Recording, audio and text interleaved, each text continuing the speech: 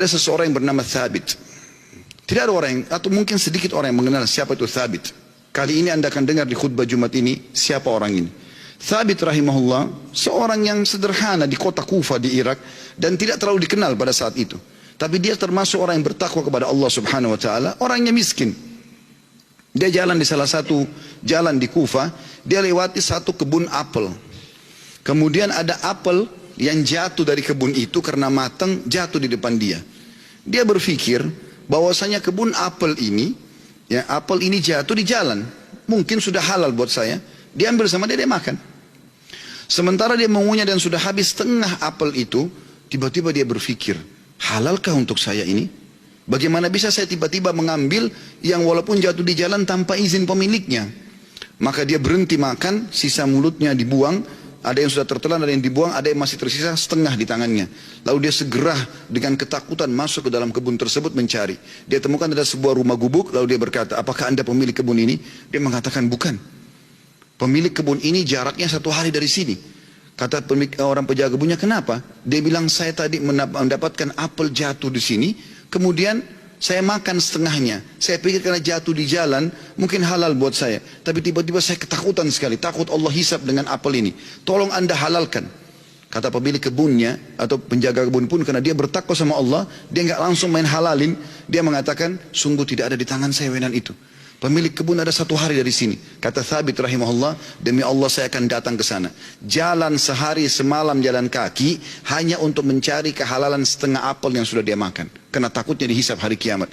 Begitu dia datang ketemu sama pemilik kebun itu, kemudian pemilik kebun itu ditanya sama dia, Thabit bertanya, apakah anda pemilik kebun yang ada di sini dan di situ? Dia mengatakan iya. Dia bilang, saya jauh-jauh datang sehari semalam perjalanan karena kemarin kejadiannya begini. Saya temukan ada apel jatuh satu dari pohon anda di jalanan, lalu saya memakannya karena saya lapar. Kemudian saya tiba-tiba ketakutan pada saya sudah makan setengah. Setengahnya sudah ada, sebagian saya makan, sebagian sudah saya buang, ini setengahnya tersisa. Walaupun sudah busuk saya tetap bawa. Tolong halalkan.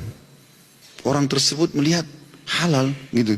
Lalu kemudian dia mengatakan, pemilik kebunnya mengatakan, apakah kau jauh-jauh datang untuk itu? Dia bilang iya.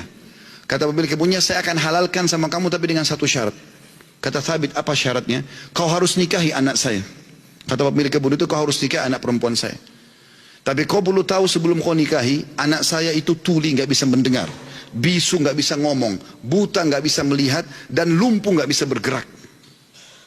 Kata Thabit rahimahullah, dalam kisah ini saya pun berpikir pada saat itu, kalau memang untuk menghalalkan setengah apel yang saya makan dan saya lepas hisab hari kiamat dengan cara menikahi wanita yang buta, tuli, ya, bisu, juga lumpuh ini, maka saya akan melakukannya. Maka kata Thabit rahimahullah, orang itu tidak tunggu waktu, dia langsung panggil 2 orang saksi, dia minta, ya, dia mengatakan saya nikahkan kau sama anak perempuan saya Fulana binti Fulana, lalu menikahlah dia. Kata Thabit, lalu saya disuruh masuk ke ruangan untuk bertemu dengan istri saya. Terjadi sesuatu yang unik, begitu saya masuk ke dalam kamar tersebut, kamar itu sangat indah dan bersih. Lalu saya mengatakan, Assalamualaikum warahmatullahi wabarakatuh. Saya kaget, istri saya menjawab salam. Bukankah tadi dikatakan dia bisu?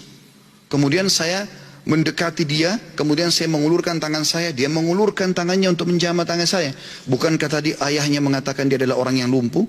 Kemudian pada saat saya salam, dia menjawab, berarti dia mendengarnya, berarti dia bukan tuli. Lalu saya mengatakan, tadi waktu saya ditawarkan nikah sama ayahmu, dikatakan kau itu buta, kau itu tuli, kau itu bisu, kau itu lumpuh. Tapi kau bisa jawab dan dengar salam saya, kau jamah tangan saya. Bagaimana penjelasannya? Kata perempuan tersebut, benar perkataan ayah saya.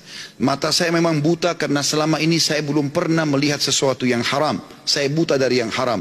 Telinga saya tuli dari sesuatu yang haram, karena sampai detik ini belum pernah telinga saya dengar yang haram.